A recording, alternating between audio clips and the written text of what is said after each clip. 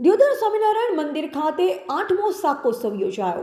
પરબ્રહ્મ પરમાત્મા સર્વોપરી શ્રી સ્વામિનારાયણ ભગવાને સમગ્ર ગુજરાતમાં વિચરણ કર્યું હતું, પરંતુ બનાસકાંઠા વિસ્તારમાં શ્રી હરિ તે સમયે પધાર્યા ન હતા.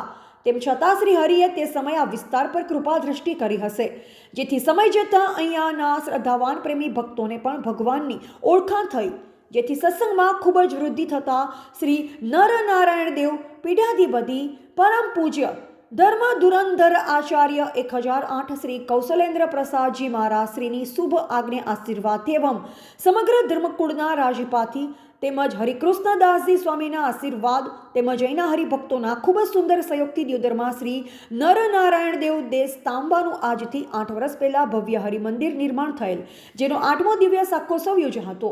જે રીતે સ્વામિનારાયણ ભગવાન શાકનો વઘાર કરી હરિભક્તોને પ્રસાદ વેચતા, તે જ રીતે દિયોદર સ્વામિનારાયણ મંદિર ખાતે સંતો દ્વારા શાકોત્સવ નિમિત્તે શાકનો વઘાર કર્યો, જેમાં મોટી સંખ્યામાં હરિભક્તોએ ભોજન પ્રસાદનો લાભ લીધો, જેમાં રાત્રે મોડે સુધી સત્સંગ કરવામાં આવ્યું હતું.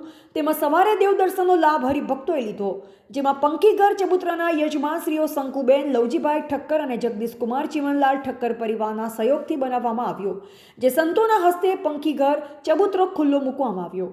આ પ્રસંગે શ્રી નારાયણ મુનિદાસજી સ્વામી કાલુપુર મંદિર કોઠારી શ્રી સત્ય સંકલ્પ સ્વામી કોટેશ્વર ગુરુકુળ આનંદ સ્વામી કાલુપુર, શ્રી ભક્તિનંદન સ્વામી હળવદ આદિક સંતો, પૂજારી શ્રી ગૌતમ ભક્ત દિયોદર સહિત ધામોધામથી સંતો પધારી દર્શન અને કથાના વાર્તાનો લાભ આપ્યો હતો, જેમાં મોટી સંખ્યામાં હરિભક્તો ઉપસ્થિત રહેલ.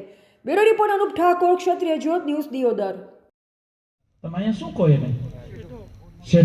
શેડો આનો નાનકડું એવું ગૂંઠું ખોડેલું હોય તે ઓલો ફોરેનર કે વાવ ધીસ ઇઝ સ્મોલ પારિયા, ધીસ ઇઝ સ્મોલ પારિયા. અહીંયા ઓલા ખેડૂતે કીધું કે આ સ્મોલ પારિયા નહીં, આ ખહેડી નાખે ને એનો પારિયો થઈ જાય. આ કોઈ ઉખેડી નાખે ને ધીંગાણું થઈ જાય, એના પારિયા થઈ જાય. ઘણી વાર હેંજા હેણા વિના જિંદગી આપણે દીધ કરે રાખતા હોય, દીધ કરે રાખતા હોય. તમે વિચાર તો કરો, ઘણી વાર કમનસીબી માણાની ઈ છે કે જેને ભગવાને આડા બનાવ્યા ને સીધા હાલે છે, અને જેને સીધા બનાવ્યા ને ઈ મારા વાલીડા સીધા હાલવું હોય તો હાલે, નહીતર ઈ જેવા ત્રાહા બાંગા હાલે. આમાં કઈ સમજાણું તમને? જેને આડા બનાવ્યા પશુ ઈ બધા સીધા હાલે. બોલો, એક દીધ ગધેડું રોતું એના માલિકને કહેતું હતું, કુંભારને, કે ખબરદાર જો તમારા છોકરાને ગધેડા જેવો કીધો તો કે. હવે ઈ એના છોકરાને ઘડીએ ગગલાયા કરતો હોય છે. સેજ રાતે મોડો આવે ને, હાય ગધાડા સમજતો નથી, વેલા હાઈર આવી જતો હોય તો સેજ મારો વાલીડો નો પીવાનું પીને આવે. સમજા ને તમે? ગુજરાતમાં તો બંધી છે ને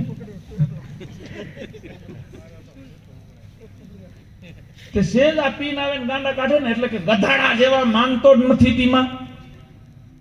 તે ગધેડું રોયું એક દી, ઈ કે માલિક તમારા છોકરાને હરામ જો ગધાડા જેવો કીધો તો કાં?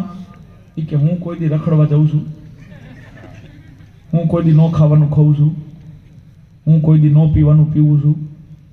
બોલો, ચડોતરમાં, ચડોતર એટલે વડતાલની આજુબાજુનો એરિયો, ત્યાં તમાકુનું વાવેતર બહુ થાય. તે તમાકુની ખેતરને વાઇડ કરવાની જરૂર ન પડે, કારણ કે કોઈ જીવજંતુ ખાય જ નહીં.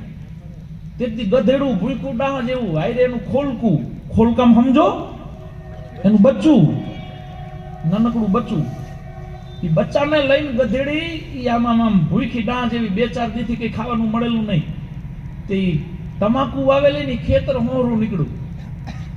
ભૂખી હતી પણ છતાંય ગધેડીએ આમ મોઢું ન કર્યું, નજર ન કરી, પણ ઓલું વાહે આયલું આવતું હતું ને, એ બચ્ચું બચારું ભૂખું થયેલું, તેને એમ કે કુણા પાંદડા લાઈન 2-4 ખાઈ જવું.